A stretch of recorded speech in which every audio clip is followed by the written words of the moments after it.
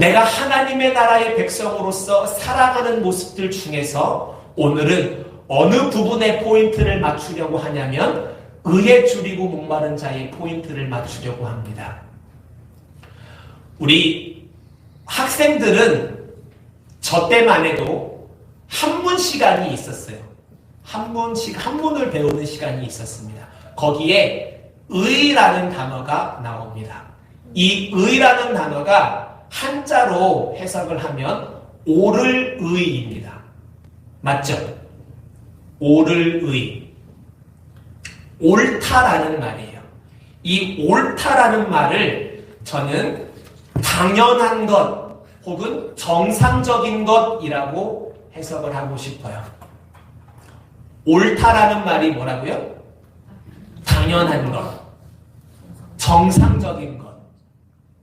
내 옆에 있는 사람을 사랑하고 내 부모를 섬기는 것이 옳은 일입니까? 아니에요. 내 부모를 사랑하고 섬기는 것이 옳은 일입니까? 그것은 당연하고 정상적인 행동입니다.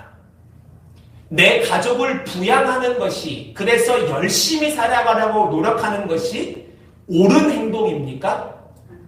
그것이 정상적이고 당연한 행동입니다. 길가에서 돈이 많이 들어있는 지갑을 주었어요. 그러면 내 주머니에 쏙 집어넣는 게 옳은 행동이죠. 내 주머니에 쏙 집어넣는 것이 옳은 행동이 아니라면 어떻게 하는 것이 옳은 행동입니까? 경찰서에 가져다 줘서 주인을 찾아주는 게 옳은 행동입니다. 맞죠? 그 옳은 행동이 우리에게 당연한 것이 되어야 합니다. 그리고 그것이 정상적으로 이 땅에서 무리를 이루며 살아가는 사람들이 해야 할 행동이다. 우리 성도님들 이렇게 생각해 주셨으면 좋겠습니다. 오늘 예수님께서 우리에게 말씀해 주신 이 의라는 의미를 살펴보려고 해요. 근데 그것이 우리가 예수 믿는 사람으로서 하나님의 나라의 백성으로서 지극히 정상적인 것 그리고 지극히 당연한 것이라고 저는 우리 성도님들께 말씀을 드리고 싶어요. 그것이 뭘까요? 하나님 나라의 백성으로서 지극히 당연한 것 그리고 지극히 정상적인 것 그것이 무엇인지 우리 성도님들과 한번 생각해 보려고 합니다. 그 첫 번째는 무엇이냐면 함께 따라해 보겠습니다. 줄을 찾는 것이 당연하고 정상적인 것이다. 아멘이십니까? 아멘. 우리 성도님들 마음속에 꼭 새겨주셨으면 좋겠습니다. 줄을 찾는 것이 당연하고 정상적인 것이다. 우리가 나눌 첫 번째 메시지입니다. 시편 42편 1절 말씀에 보면요 이렇게 기록되어 있습니다. 사슴이 시냇물을 찾기에 갈급함같이 내 영혼이 주를 찾기에 갈급하나이다. 이 구절을 전통적으로 어떻게 해석을 하냐면요 목이 마른 사슴이 있어요. 근데 물을 막 엄청 찾아요. 얼마나 간절하게 찾겠습니까? 목이 타들어가는 느낌을 경험해 본 사람은 아마 이 사슴이 얼마나 물을 필요로 하는지 그 느낌과 감정을 아마 알 거라고 생각합니다. 전통적인 해석은 어디에 포인트가 맞춰져 있냐면 목마른 사슴이 얼마나 물을 먹고 싶어 하는지 그것에 빗대어서 사람이 주님을 찾고 싶어 합니다. 이렇게 해석하는 것에 포인트를 맞춥니다. 그런데 저는 오늘 말씀을 준비하면서요 이 말씀을 조금 다른 방법으로 해석해 보려고 시도를 했어요. 어떻게 시도를 했냐면요 목이 마른 사슴이 시냇물을 찾는 것이 당연하다. 목이 마른 사슴이 갈증을 느끼면 물을 찾는 것이 당연한 것처럼 하나님의 형상대로 지음받은 하나님의 아들이 하나님을 찾는 것은 당연하다. 저는 이렇게 해석을 해보려고 시도했습니다. 어떻습니까? 제가 해석한 부분들이 좀 합당하게 느껴지십니까? 전통적인 해석 부분을 우리 성도님들 버리라고 말씀드리고 싶지 않아요. 저는 이 해석이 타당하고 합당하다라고 말씀을 드리고 싶습니다. 사슴이 목이 갈증이 너무너무 심해요. 그래서 물이 너무나 먹고 싶어요. 그 너무나 그 마음으로, 너무나라는 그 마음으로 주님을 찾는 그 사람의 마음을 표현해 놓은 것, 저는 너무나도 아름다운 표현이고 너무나도 아름다운 해석이라고 생각합니다. 그런데 그 해석만 있지 않다라는 것, 우리 성도님들 기억해 주시기를 바랍니다. 우리가 배가 고프면 무엇을 해야 합니까? 음식을 먹어야 되죠. 목이 마르면 우리는 어떻게 해야 합니까? 물을 마셔야 합니다. 그게 당연한 거예요. 그렇죠? 아까 전에도 말씀드렸죠. 나는 내 어머니 아버지의 아들로 태어났어요. 그러면 내가 어머니 아버지를 사랑하는 것은 당연한 겁니까? 저는 당연한 거라고 생각합니다. 어머니 아버지를 섬기는 것은 당연합니까? 당연한 거라고 생각합니다. 우리 성도님들의 마음속에 나라는 존재를 어떤 대상, 어떤 존재로, 나의 정체성을 어떻게 인식하고 계십니까? 나는 누구입니까? 우리 성도님들의 입술로 고백하시기를 바랍니다. 나는 하나님의 아들이다. 나는 하나님의 자녀다. 우리 성도님들 마음속으로 자신있게 고백하시기를 주님의 이름으로 축원합니다. 누가복음 19장에 보면은요, 탕자의 비유가 나옵니다. 탕자의 비유. 이 탕자의 비유를 우리 성도님들 영상으로 본다라고 한번 생각해 보시기를 바랍니다.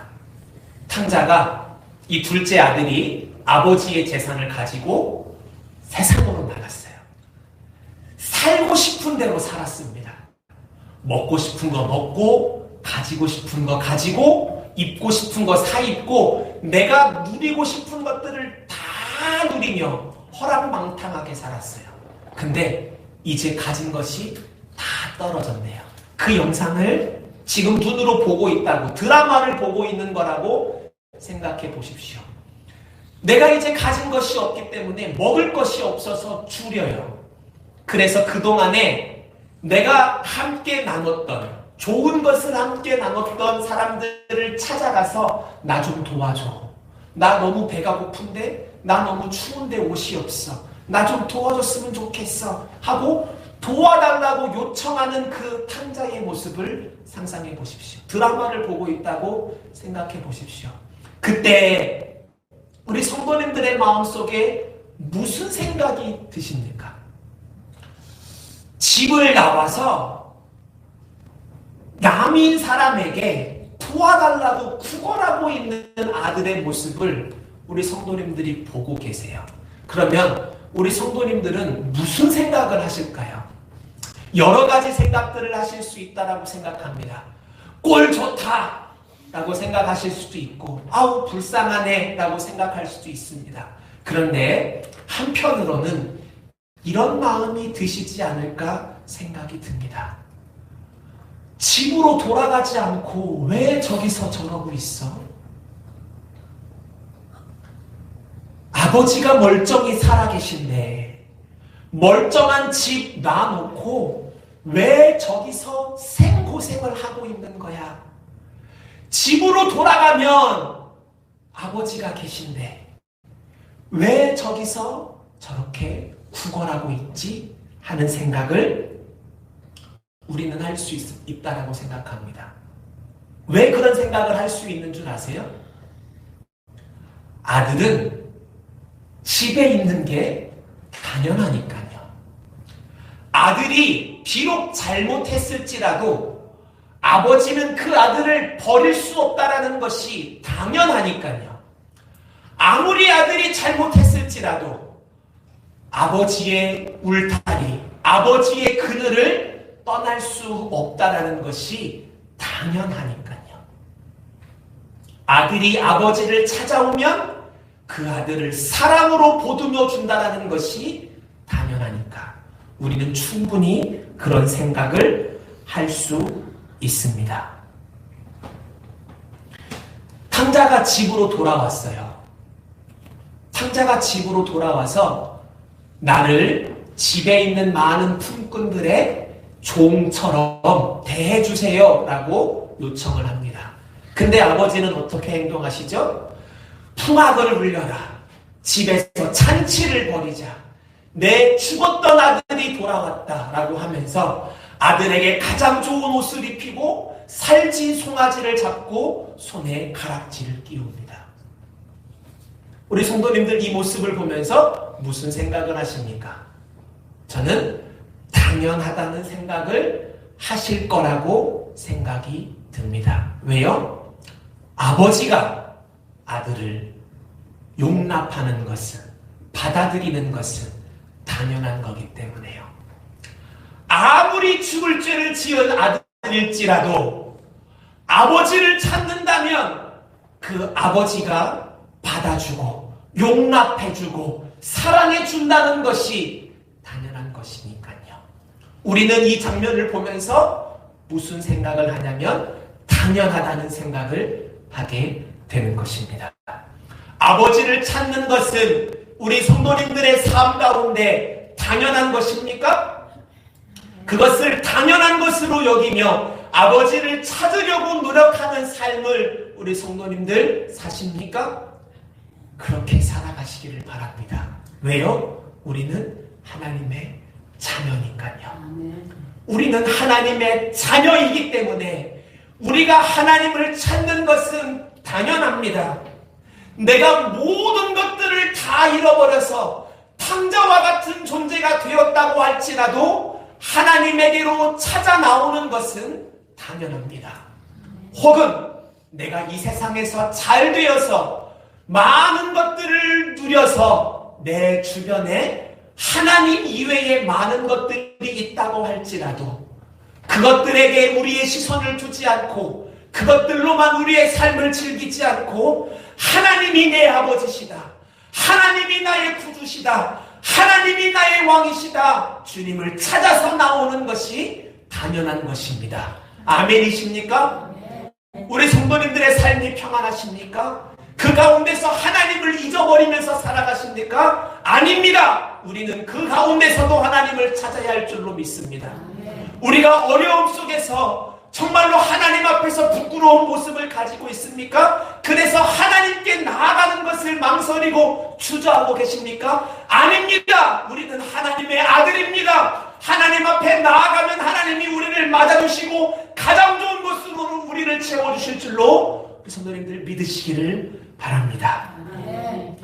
두 번째 것을 나누겠습니다. 함께 고백합니다. 주께 기쁨이 되는 것이 당연하고 정상적인 것이다. 한번 같이 고백합니다. 주께 기쁨이 되는 것이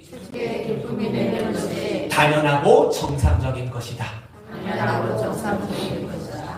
이 말씀을 우리가 이해하기 위해서 창세기 15장 6절의 말씀을 우리가 살펴보아야만 합니다. 아브라함이 여호와를 믿으니 여호와께서 이를 그의 의로 여기시고, 여기 의라는 단어가 나와요. 의로 여기시고 라고 기록되어 있습니다. 이 말씀을 이해하기 위해서 우리가 재미난 이야기를 하나 좀 들었으면 좋겠어요. 어린아이가 에버랜드에 가서 부모님과 함께 신나게 놀았습니다. 그리고 자녀들이 집으로 돌아올 때 꼭 들리는 곳이 어디죠? 배가예요. 선물 가게입니다. 선물 가게를 꼭 들립니다. 아이들은요, 놀이동산에서 신나게 놀다가도 꼭 그 나가는 정문에 있는 선물 가게에 들려서 선물을 꼭 사고 싶어 해요. 모자를 사든지 인형을 사든지 기념품을 사든지 꼭 선물을 사고 싶어 합니다. 근데 아이들을 데리고 선물 가게에 들어갔어요. 선물 가게에 들어갔는데 에버랜드 같은 곳에서 선물을 팔 때는 비싸게 팔아요. 왜 비싸게 파는 줄 아세요? 다 비싸. 살 수밖에 없으니까요. 맞아요. 살 수밖에 없으니까. 아이들이 땡깡을 부리고 들어놓기 시작하면 엄마들은 손 쓸 수가 없습니다. 그래서 무조건 사줘야 돼요. 사줄 수밖에 없기 때문에 가격을 비싸게 불러도 부모들이 삭간다는 거예요. 그래서 보통 가격이 다 비쌉니다. 바깥에서 10,000원이면 살 거를 거기는 20,000원에 팔아요. 아이가 선물을 골라왔는데 엄마의 기준에 이게 너무 비싼 거예요. 바깥에 나가면 절반 가격에 살 수 있는데, 그래서 엄마가 아이에게 이야기를 합니다. 얘야, 엄마가 똑같은 선물을 바깥에 나가서 집에 가서 사줄게. 우리 집에 가서 선물을 사는 것은 어떨까? 라고 이야기를 했어요. 그런데 엄마가 그렇게 이야기를 하는 것을 듣고 우리 자녀들이 이렇게 이야기를 합니다. 네, 엄마, 알겠어요. 집에 가서 사주세요. 우리 그래도 없는데. 아, 그럴 데가 없어요. 아니, 그렇다라고 이야기를 하면, 만약에 자녀가요, 네, 엄마, 알겠어요. 엄마 집에 가서 사주세요. 라고 이야기를 하면요, 그 아이의 모습을 바라보는 엄마의 감정은 무엇일까요? 휴, 다행이다. 이거는, 물론 이런 감정이 있을 수도 있겠지만, 그것만 있을 것은 아니에요. 그 자녀를 바라보는 사랑스러운 마음이 엄마의 마음에 있지 않겠습니까? 자녀를 바라보는 엄마의 마음이 기쁨으로 충만하지 않겠습니까? 왜요? 이 아이가 엄마를 믿어준 거니까요. 이 엄마가 선물을 집에 가서 사줄 거라는 것을 믿어줬기 때문에 이 엄마는 이 아이의 모습을 보며 기쁨을 누리는 거예요. 아브라함의 이야기도 마찬가지입니다. 하나님께서 아브라함에게 자녀를 주겠다라고 말씀을 하셨어요. 근데 이미 아브라함은 나이가 너무 많아서 자녀를 낳을 수 없는 상태였습니다. 그럼에도 불구하고 하나님께서 말씀하신 것이기 때문에 아브라함은 하나님의 말씀이 이루어질 거라고 믿었습니다. 근데 이 말씀에 보면은요, 제가 앞전에 예시로 들어줬던 그 말씀 가운데서 있었던 이야기 중에 하나가 빠졌어요. 아브라함이 하나님께서 말씀하신 것을 믿었다. 그리고 성경에는 뭐라고 기록이 되어 있냐면 그것을 의로 여기셨다라고 기록되어 있습니다. 하나님께서 의로 여기신 그 마음을 가지시기 위해서 중간에 어떤 마음이 하나가 더 있었다라고 저는 믿어요. 그게 뭐냐면 아브라함을 바라보시며 하나님께서 기뻐하신 것, 그게 중간에 껴있다라고 저는 믿습니다.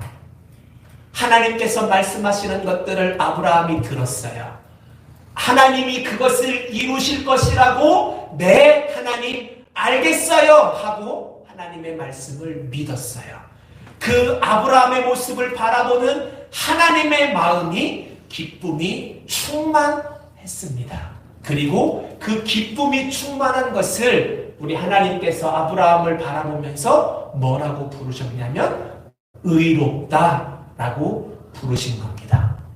하나님이 기쁨을 충만히 누리시는 것과 하나님께서 의롭다라고 여기시는 것은 전혀 무관하지 않다라는 겁니다. 우리 성도님들, 인간의 제일된 목적이 뭐라고 생각하십니까? 우리는 이 땅에 왜 태어났나요? 우리가 이 땅에서 무엇에 집중하면서 살아가야만 합니까? 소요리 문답 제1번에 기록되어 있는 것을 우리 성도님들 기억하십니까? 사람의 제일된 목적은 무엇입니까? 우리 성도님들 기억하시면 한번 대답해 주십시오.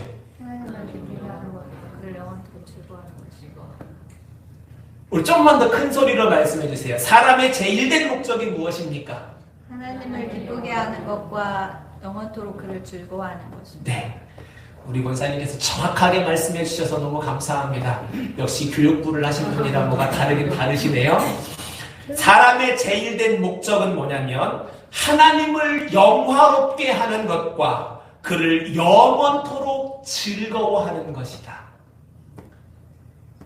우리가 그렇게 살아갈 때 하나님께서 그 모습을 바라보시면서 기뻐하십니다. 그리고 그 하나님을 기뻐하고 즐거워하고 하나님을 영화롭게 하기 위하여 살아가는 우리의 모습을 바라보며 하나님께서는 우리를 이렇게 평가하실 겁니다. 의롭다. 의롭다라고 평가하실 거예요. 아멘이십니까? 아멘. 우리 성도님들의 삶의 목적이, 삶의 방향이 우리의 입술을 사용하는 그 모든 것의 결과가 하나님께 영광이 되고 하나님을 기쁘시게 하고 하나님을 즐거워하는 것에 맞춰지시기를 주님의 이름으로 축원합니다. 그리고 마지막입니다. 마지막 세 번째, 의라는 것, 옳은 것, 당연한 것, 정상적인 것. 우리가 신앙생활을 하면서 당연하고 정상적인 것 세 번째는 무엇이냐면 주님을 드러내는 것이 당연한 것이다. 우리 한번 같이 해볼까요? 주님을 드러내는 것이 당연한 것이다. 당연한 것이다. 다시 한번요. 주님을 드러내는 것이 당연한 것이다. 당연한 것이다. 예레미야 5장 1절 말씀에 기록된 것을 제가 읽어드리겠습니다. 너희는 예루살렘 거리로 빨리 다니며 그 넓은 거리에서 찾아보고 알라. 너희가 만일 정의를 행하며 진리를 구하는 자를 한 사람이라도 찾으면 내가 이 성읍을 용서하리라. 예레미야에게 하나님께서 말씀하시는 내용입니다. 너는 바깥에 나아가서 지나다니는 사람들 중에서 찾는데 정의를 행하고 진리를 찾는 사람을 찾아봐. 그게 한 사람이라도 있으면 내가 너희를 용서할게. 지금 하나님의 심판의 칼날이 지금 목 앞에 와 있는 상황입니다. 하나님의 심판의 칼날이 목 앞에 와 있는 상황인데 너가 한 사람이라도 만약에 찾는다면 내가 이 심판의 칼날을 거두겠다. 우리 주님께서 말씀하시는 겁니다. 지금 하나님이 가지고 계시는, 우리에게 보여지는 하나님이 가지고 계시는 감정 상태는 무엇인가요? 화가 나 있는 상태입니다. 또 하나님은 어떤 마음으로 이런 말씀을 하셨을까요? 애간장에 타는 마음이겠죠. 애가 끓는 마음일 겁니다. 왜요? 이 이스라엘 백성은 누구 자녀예요? 하나님의 자녀입니다. 하나님께서 이들을 선택하셨고 하나님께서 이들과 함께 하시기를 원하셨고 하나님께서 이들을 복을 주셨습니다. 이들에게 복을 주시고 이들과 함께 하시는 이유는 하나님께서 사랑하셨기 때문입니다. 맞습니까? 그리고 또 하나의 이유가 있어요. 하나님께서 이스라엘을 선택하시고 이스라엘 가운데 말씀하시고 이스라엘 가운데 역사하신 이유는 하나님께서 그들을 사랑하시기 때문입니다. 하지만 하나가 더 있어요. 그게 뭐냐면 그들을 통해서 하나님이 드러나기를 원하시는 겁니다. 하나님께서 이스라엘 백성들에게 율법을 주셨습니다. 하나님께서 이스라엘 백성들에게 율법을 주신 이유는 그들이 하나님의 백성으로 살아가기 위함이고, 두 번째는 세상과 구별된 삶을 살게 하기 위함입니다. 그들이 구별되어져야만 하는 이유가 뭔가요? 그 구별된 삶을 통해서 하나님이 드러나야 하기 때문입니다. 우리 성도님들이 하나님을 드러내는 성도님들이 되셔야만 합니다. 우리가 이 땅에서 하나님의 영광을 추구하고 하나님을 기뻐하는 삶을 살아가는 것을 어떻게 나타내야 되냐면 하나님을 자랑하는 것으로, 하나님을 드러내는 것으로 나타나야만 합니다.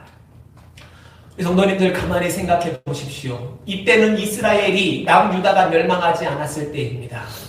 당시에 종교 지도자들이 있었습니까? 없었습니까? 있었습니다. 당시에 하나님을 예배하는 일들이 일어났습니까? 일어나지 않았습니까? 일어났습니다. 이스라엘 백성들이 옆에 있는 사람들을 구제하는 삶을 살았습니까? 안 살았습니까? 살았습니다. 그럼에도 불구하고 하나님이 화가 나신 거예요. 그럼에도 불구하고 하나님께서 심판하시겠다고 말씀하신 겁니다. 왜 그런가요? 그들의 종교 행위과 그들의 예배가, 그들의 섬김이 하나님을 드러내는 것이 아니라 자기 자신을 드러내는 것이 되었기 때문에 그렇습니다. 우리의 예배가 누구를 위한 것입니까? 우리가 이 자리에 모여 있는 것은 무엇을 위함입니까? 하나님께서 우리 성도님들에게 복을 주시기를 원합니다. 하나님께서 우리 성도님들의 마음을 어루만지시기를 원합니다. 하나님께서 우리 성도님들의 기도를 들으시기를 원합니다. 그러나 그것은 하나님께서 우리에게 주시는 거예요.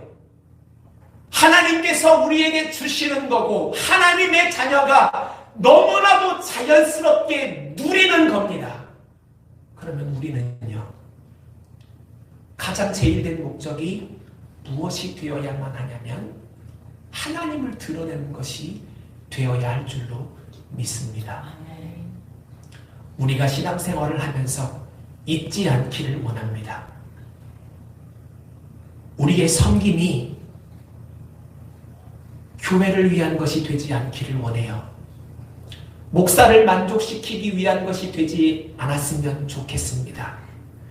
내 옆에 있는 사람들에게 내가 무언가를 하고 있다고 보여주기 위한 것이 되지 않았으면 좋겠습니다.